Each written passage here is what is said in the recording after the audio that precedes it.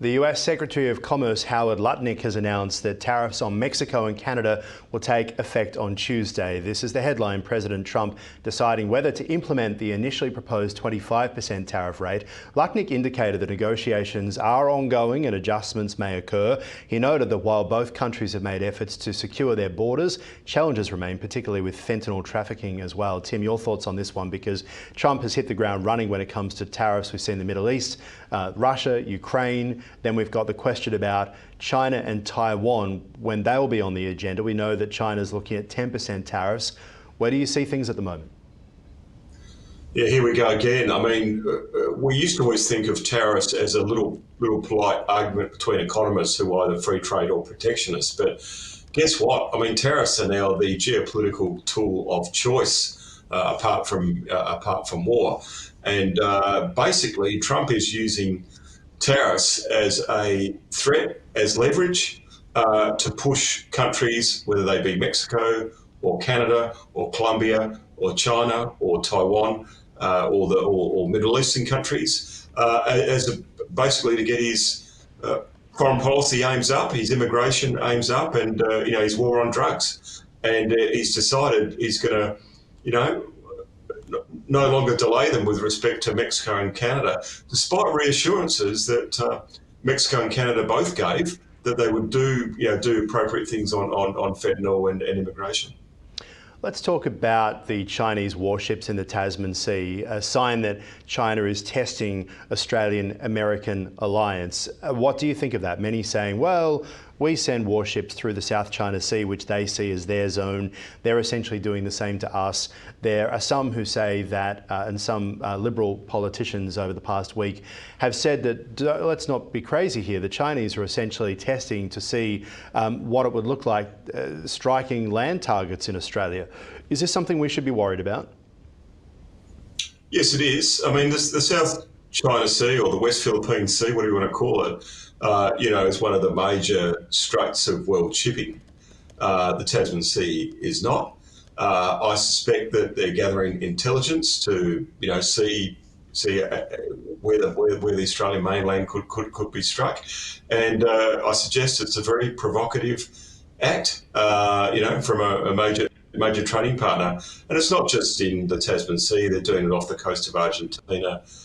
They've sent, the Chinese Navy's been seen near the Galapagos Islands, near Ecuador. So any patch of ocean in the world, you'll see a Chinese vessel. So yeah, it is provocative, and I was surprised that the Prime Minister Albanese, the Foreign Minister Penny Wong, and Richard Marles, the Defence Minister, hasn't made more of it to reassure Australians that they're on the case. It is bizarre, but that's because they don't want a car-key election. They want a Medicare election, and Peter Dutton wants a car-key election, obviously, to talk about national security, and he'll keep pushing this, obviously, as a result. I can't think of a time we've seen this happen before, and what it also has done is frighten Australians, I think, into we can't even offer proper surveillance as an Australian military as to what is going on with the Chinese. And our so-called nuclear submarines from AUKUS last week, when the President of the United States was asked about AUKUS, he didn't know what it was. And it's Australia's great hope, and these submarines aren't due to be delivered until heavens knows when there are Chinese warships off the coast of Australia. It seems to be bizarre at best, terrifying at worst. Well, in the same way, our previous discussion about Europe, improving its defence capability with respect to Ukraine and the UK as well, in some ways this is a wake-up call to Australia in terms of our defence, particularly our naval capability as an island, something we've really prided ourselves on.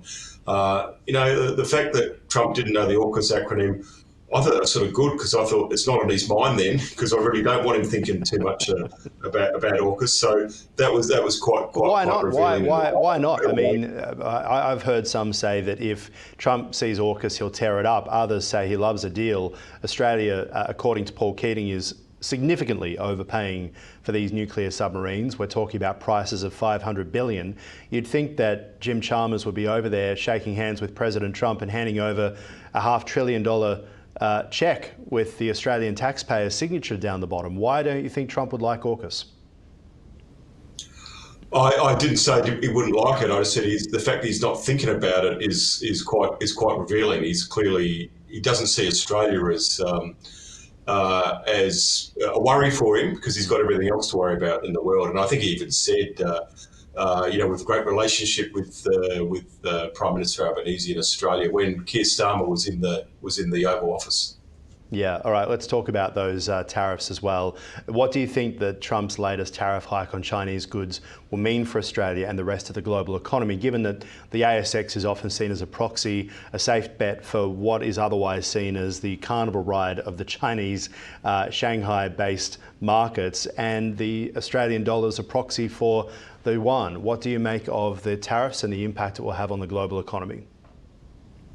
Yeah, the concern about tariffs was not Trump putting them on Australia as much as that would be unwelcome. It was him putting it on China as a major market, obviously, for coal, iron ore and LNG, and the possible flow on throughout Asia.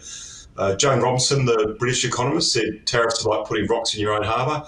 The Chinese found that out when they put tariffs on Australia. It was very bad news for the Chinese consumers and Chinese producers, and I think the US will find the same thing out. And ultimately, if you have retaliation, that's ultimately bad for the whole world economy. So, look, I'm hoping it doesn't lead to retaliation. The Chinese found out the hard way when they put tariffs on Australia how damaging they can be to the country that puts the tariff on.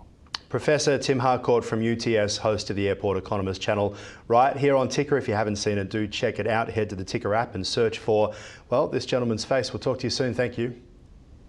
Thanks, Aaron. Good on you.